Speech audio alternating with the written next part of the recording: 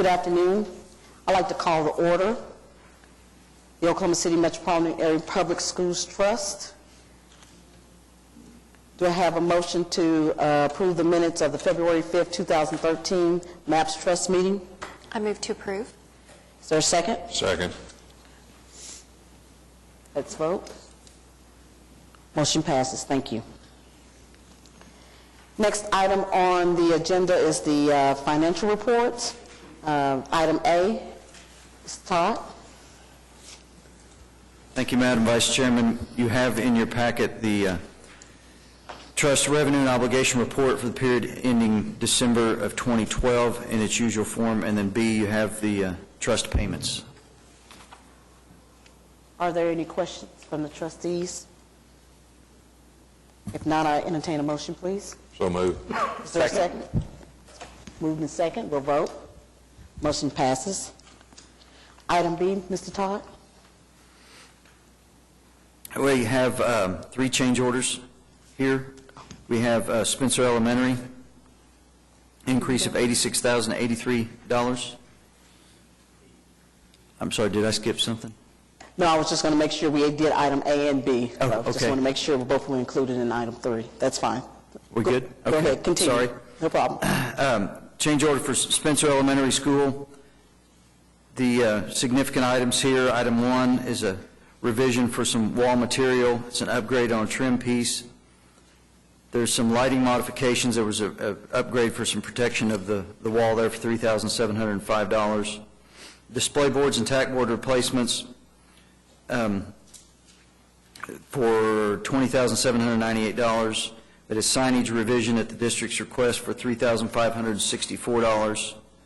Continuing on, item number 8 is a sidewalk for $3,517, and that was because of some memorial markers that were out there. Guttering and downspouts, item number 9, $3,148. Then temporary media center and storage is for labor and materials for temporary media center and storage areas because of the phasing schedule. There were some additions there, $21,696. And on down to item 14, at the school district's request, there are 2 vinyl tile logos that were added for $10,214.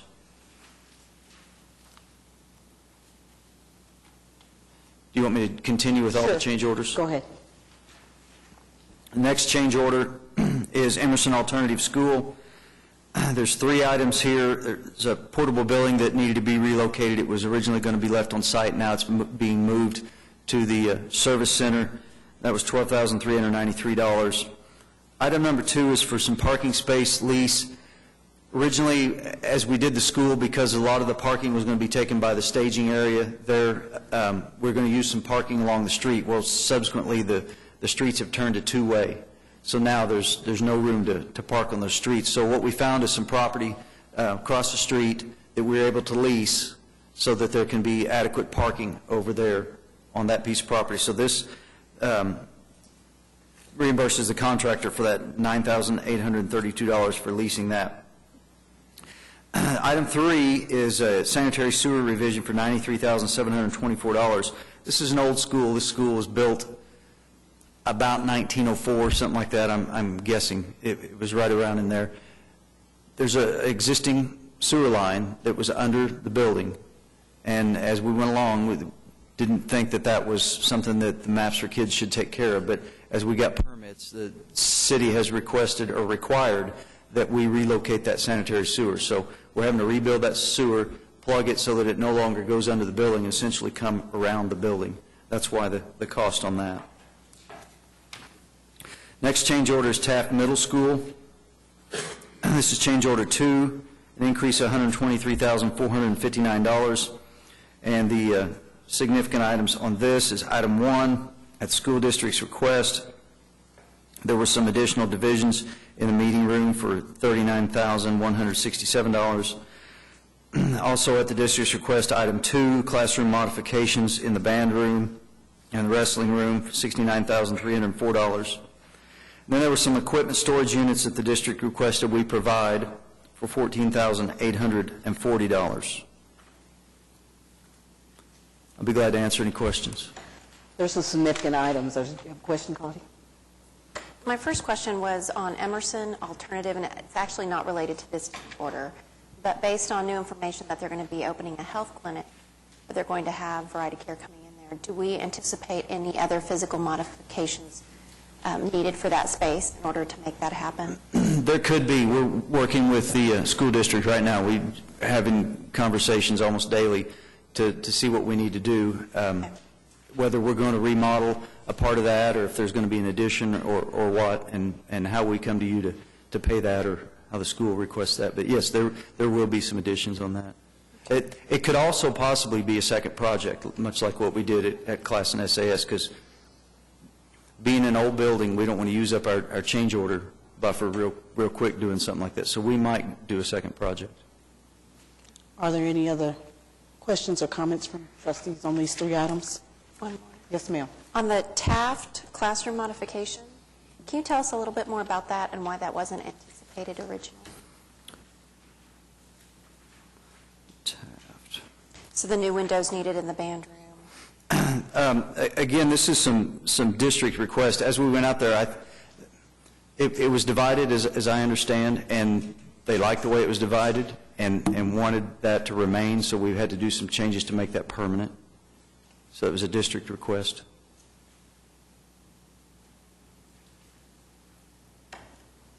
Any additional questions? If not, I'll entertain a motion, please. I move to approve. Second. It's been moved in second. We'll vote. Motion passes. Thank you, Mr. Todd. I think the next thing on the agenda is an update status on the MAPS program. Did I miss? I'm sorry. Let me go back. Need my glasses. Item number 5, concurrence items. Mr. Todd. Thank you, Madam Vice Chairman. These are concurrence items from the district.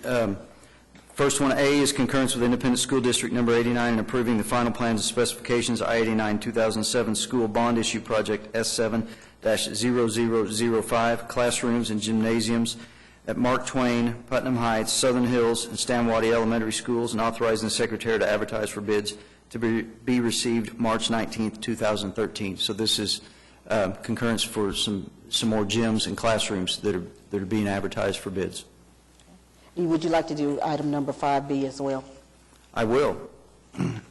Item 5B is concurrence with Independent School District number 89 in ratifying the issuance of and approving addendums number 1, 2, 3, and 4, I-89 2007 School Bond Issue Project S7-0003, classrooms and gymnasiums at Parmalee, Hillcrest, and Pierce Elementary Schools, awarding contract to J.L. Walker Construction Incorporated in an amount of $5,661,000 and approving contract and bonds. So this is a bond project that we received bids, and we'd like to award it to J.L. Walker. Any questions from trustees? Seeing none, I'll entertain a motion, please. Move approval on both items. Is there a second? Second. We'll vote. Motion passes. Okay, now, Ms. Claus, I'm sorry, JW? Sure. It appears maybe there's going to be some surplus money in these projects. If so, what happens to the money? For the tax project with the Maps for Kids money? No, the gyms. The bond gyms. Well, that's school district money. It's their bond money, so that'll be up to the district to decide. They can spend, okay. All right, thank you. Thanks, JW. Mr. Klaus? Yes, Madam Vice Chairman. The report for this week, progress report, there are 21 schools in construction.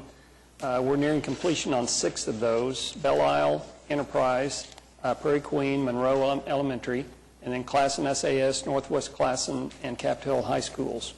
The Downtown Elementary John Rex Charter School, it's being advertised this week, and we'll receive bids on March the 12th.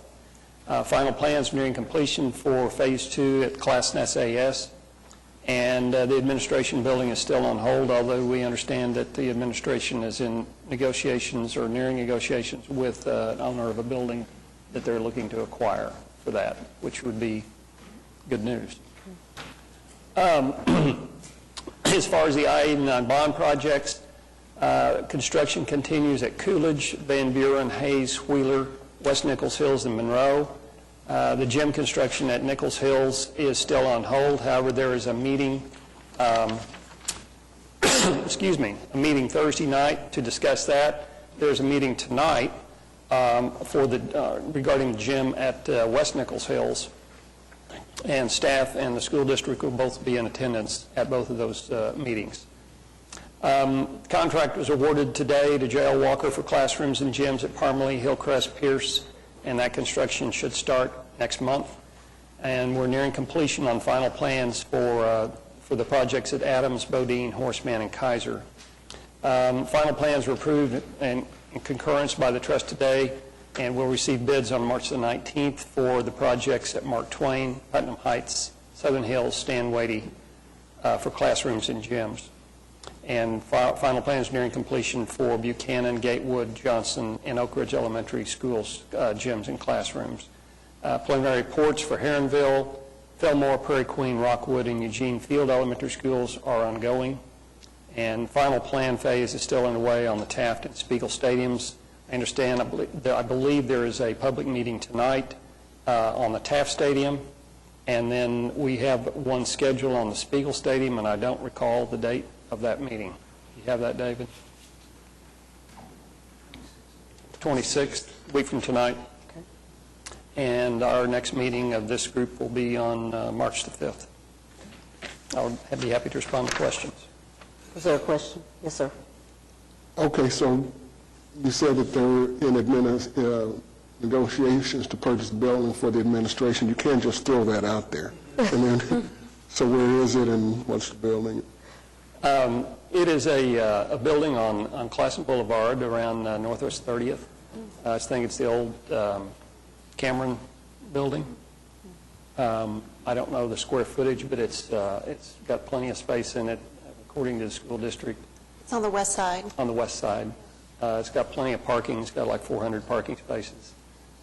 If they do acquire the building, it would need to be, there are tenants obviously in there, and they would be phased out over probably about a 2 or 3 year period.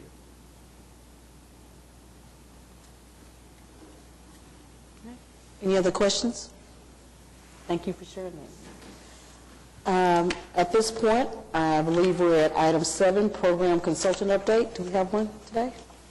No? Okay, thank you. Item 8, comments by trustees. Got a question on information that was just passed out to us. I think Mr. Todd's going to comment on that. Okay. Come on up, David. Last trust meeting, I believe it was, I was asked about comparison between the John Rex costs and some other schools that we've done. So you've been handed some research that we've done that compares Cesar Chavez Elementary with the John Rex Elementary. And I'll just go through this real briefly. Cesar Chavez is 74,795 square feet. It was bid in June of 2009, and final acceptance was August of 2011. The bid price in June of 2009 was $9,368,000, and then the final price with change orders was $9,765,917. So if you add 4 years of inflation, which we assume to be 2% per year, you get $10,570,943. So you take that inflated cost and divide it by the square feet, and you get $141.33 per square foot. Similarly, we've done the same thing with the John Rex of 75,750 square feet. The Maps for Kids contribution is $10,500,000. So when you divide that by the square feet, you get $138.61 per square foot. Yes, sir. First off, I'm very impressed with the favorable comparison between the two, and I appreciate the work because I think it was Claudia and myself that asked for it. Cesar Chavez, though, I recall that there were quite a few change orders related to what could be considered architectural errors. There was a lot of footing work that had to be done that probably could have been anticipated and that sort of thing. So I hope, first off, that we won't have anything like that with John Rex. But I would say that, while I do think that we still have a favorable comparison, we might want to do the same analysis on the without change order, the bid, the final price without change orders. Okay. Well, there was some change orders in there for some other things. I can research that a little more and find out what was structural related and try and take that out and extrapolate it. Very good work, though. Thank you. I Thanks. have an additional question. Sure. So the 2%, the 4 years of inflation you did from the original bid price that was done June 2009, and you applied the inflation rate against that, correct? Actually, I applied the inflation rate against the final price, realizing that that wasn't 4 years, but it was a small amount in comparison with the rest of the bid. It was, $400,000 of a $9 million bid. Okay, and the inflation rate you used, was it just a straight CPI, or was it something more specific? I just added 2% per year.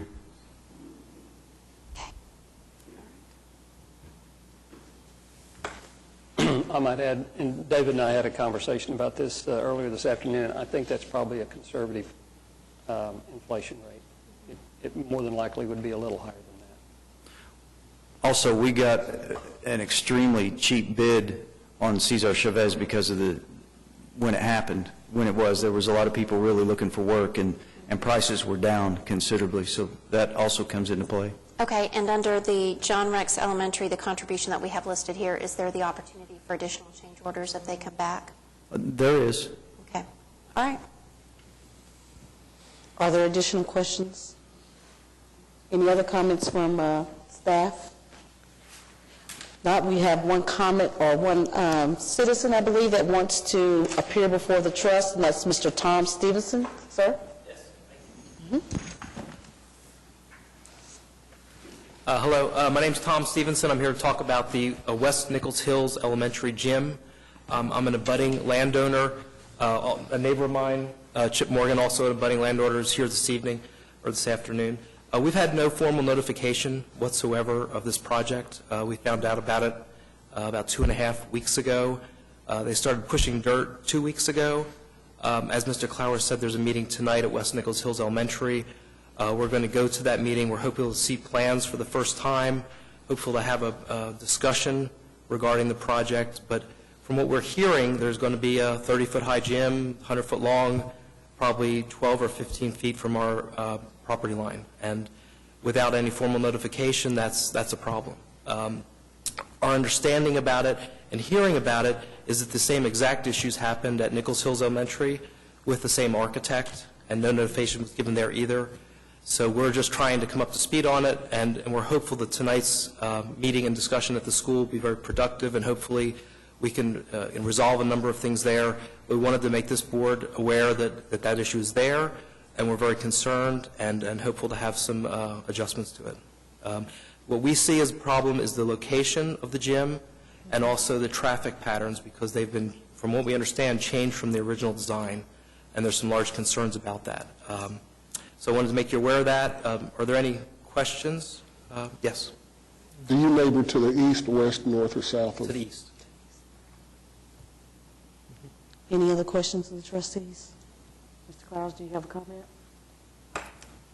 No, ma'am, I don't. Mr. Todd will be at the meeting tonight, and we also hope it will be very productive. We appreciate you bringing it to our attention, Okay. sir. Thank you you. very much. Any other comments from citizens?